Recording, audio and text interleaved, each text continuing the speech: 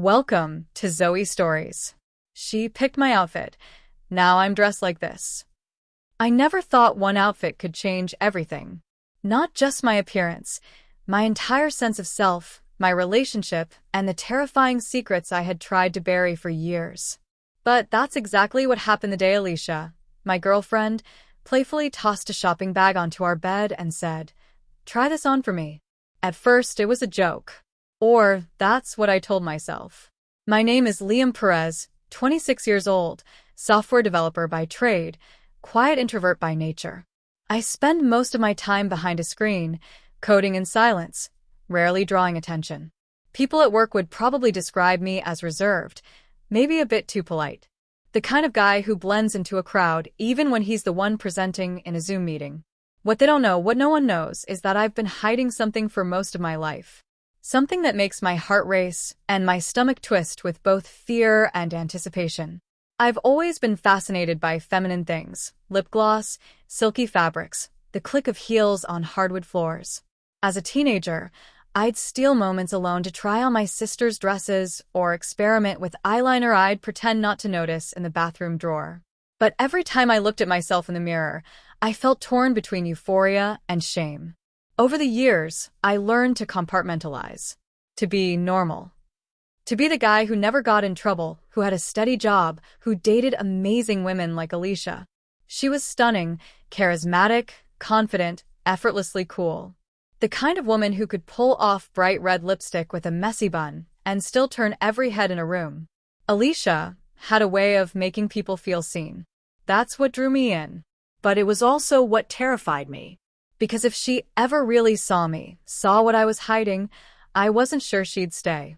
Our apartment was cozy, filled with warm lighting and secondhand furniture that Alicia had somehow made look designer. We'd been living together for almost a year now, and things were good, mostly. We laughed, shared takeout on the couch, and binge-watched murder documentaries late into the night. But lately, Alicia had started saying things that made my pulse spike. "You're so neat and tidy, Liam. You'd probably make a better housewife than me. Your skin is smoother than mine. Seriously, what's your secret? If I ever had a twin brother, I bet I could turn him into my sister in one weekend." She was joking, teasing, flirting, wasn't she? Then one Friday evening it happened.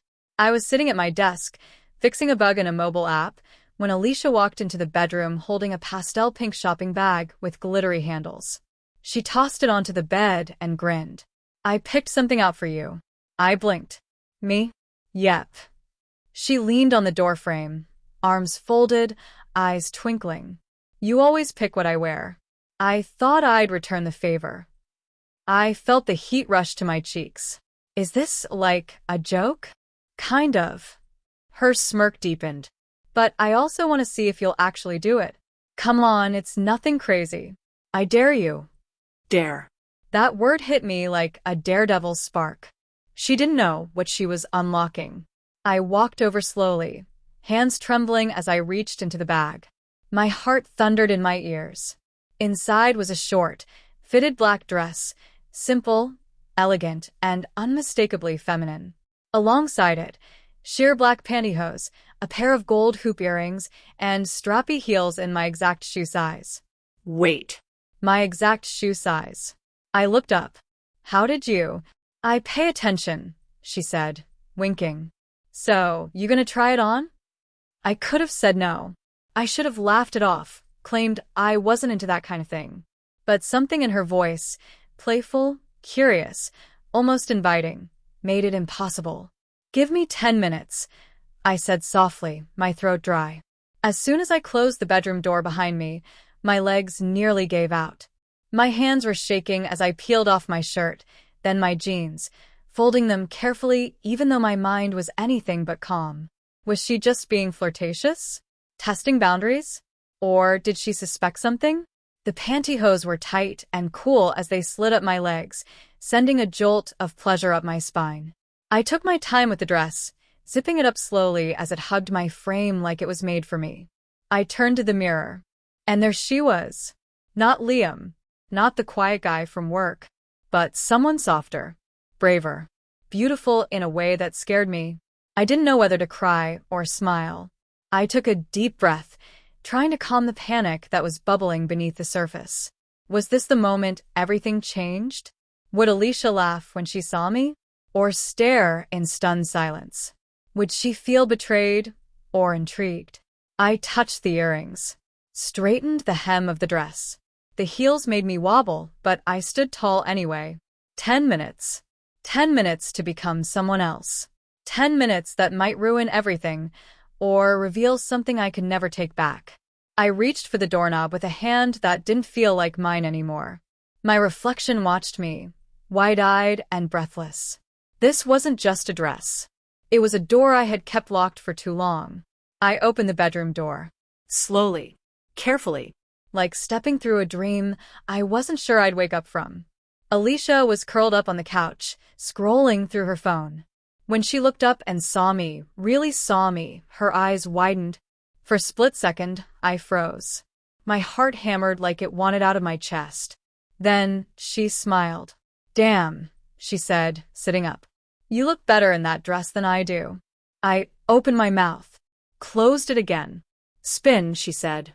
I turned, wobbled a little in the heels. She giggled. But she wasn't mocking me. She was admiring me. "You really went all in," she said.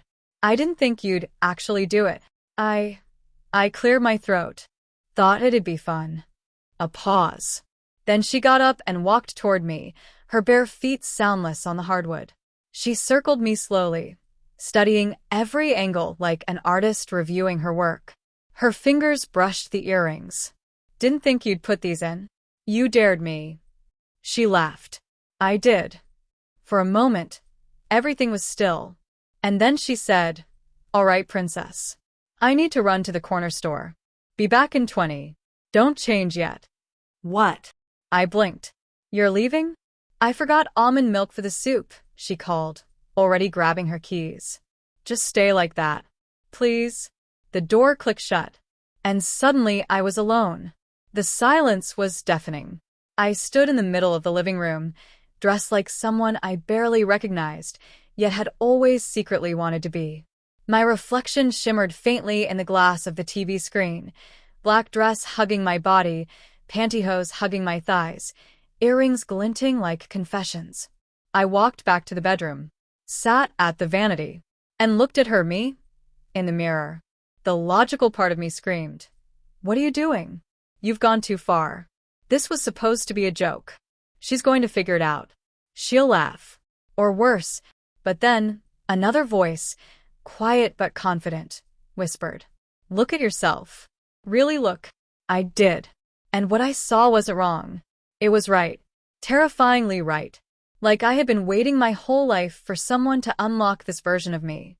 My hands moved without thinking, like they'd done this 100 times before. Moisturizer. Primer. A touch of foundation. A soft nude eyeshadow. A thin stroke of eyeliner. Mascara. Lip gloss with a peach shimmer. Each step made me feel more alive. More real. More beautiful. The wig was Alicia's, a platinum blonde bob she wore for Halloween last year. I shook it out, adjusted the cap, and placed it gently on my head. It framed my face with a new kind of softness. When I finally looked up at my reflection again, my breath caught in my throat. I wasn't just Liam in a dress. I was someone else entirely. I glanced at my phone. 12 minutes left. Maybe less. I should have started changing back. I knew I should, but I didn't. Instead, I walked, strutted, even back into the living room.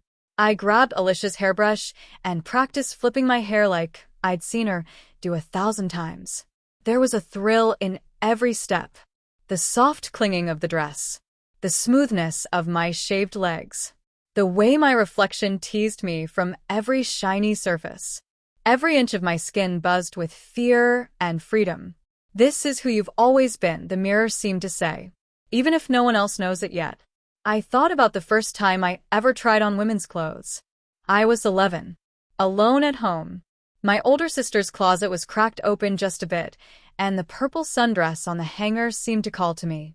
I remembered slipping it on, the soft cotton clinging to my skin, the giddy shame that came after. That night, I shoved the memory down deep. buried it under layers of guilt. I did that again. And again. Until now.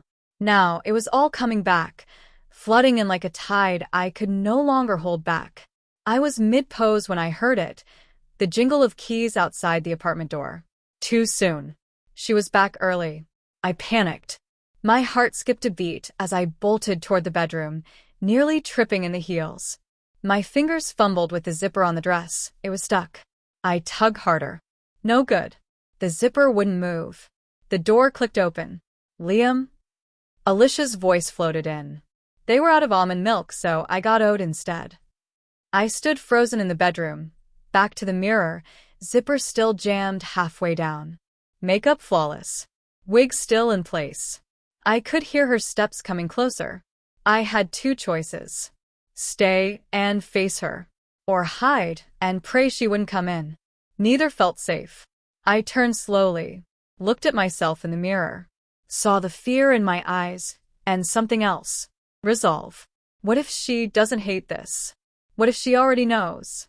What if she's the one person who won't run? My heart thundered. I stood my ground as her footsteps stopped just outside the door. Liam? She asked again, knocking lightly. You okay? A pause. Then I answered. Softly. Yes. The door creaked open. The door opened slowly. Alicia stood in the doorway, plastic grocery bag in one hand, her keys in the other. Her eyes met mine, me standing in her black dress, makeup flawless, wig in place, zipper jammed halfway down my back. Time stopped. I waited for the look, the cringe, the laugh, the one-word takedown. Why? But none of that came. Instead, she smiled. Soft. Careful. I thought you'd take the heels off by now. Her voice was calm, almost amused, but there was something deeper in her eyes. You came back early, I stammered. Yeah. She stepped in and closed the door behind her. You okay? I nodded. Slowly. She looked me up and down, the way someone studies a painting and realizes they missed the deeper meaning. And then Alicia did something I never expected. She set the bag down and walked up to me and hugged me, gently, like she was afraid I'd fall apart. I knew, she whispered. Her chin rested on my shoulder. Maybe not all of it, but I knew something. I pulled back. What do you mean? She looked at me with that unreadable expression, the one she got when she was working on a puzzle. I've seen the way you looked at my closet, at my makeup, the way you'd compliment my clothes but never let me dress you, until tonight. You never looked at me with judgment, just curiosity, admiration even. I felt my legs wobble beneath me. The heels weren't helping. She guided me to the bed, sitting beside me. We both looked into the vanity mirror. You looked so happy when I came in, she said. Scared, yeah, but free. The word hung in the air like perfume. Free. You do, she said gently. You've just been scared to say it out loud. Silence. I've always wondered, I said, voice shaky. When I was younger, it started with just curiosity, then guilt, then hiding. But tonight it felt like I was me, like the real me was standing in the mirror for the first time. Alicia didn't say anything. She just listened. I didn't expect to like it this much, or to feel this right. My throat burned, my voice cracked, and I don't know what that means. Am I weird? Am I broken? She turned to face me. You are brave and beautiful. Tears welled in my eyes. I hadn't realized how much I needed to hear those words, how badly I needed someone to just see me. She stood and walked to her closet, rummaging through the top shelf. She pulled down a lavender box, wrapped with a satin bow. I bought this months ago, she said, handing it to me. Wasn't sure when or if I'd ever give it to you, but something told me you'd need it eventually. I opened the box slowly. Inside was a full starter set, makeup brushes, eyeshadow palettes, lipsticks, a small bottle of perfume, a lace bra, and matching panties in pale pink. Everything was new, untouched. My hands trembled as I lifted the brush. I want you to have it, she said. If you want it. No pressure. You can put the box away, return it to me, or keep it. It's your choice. Symbolic. A gift.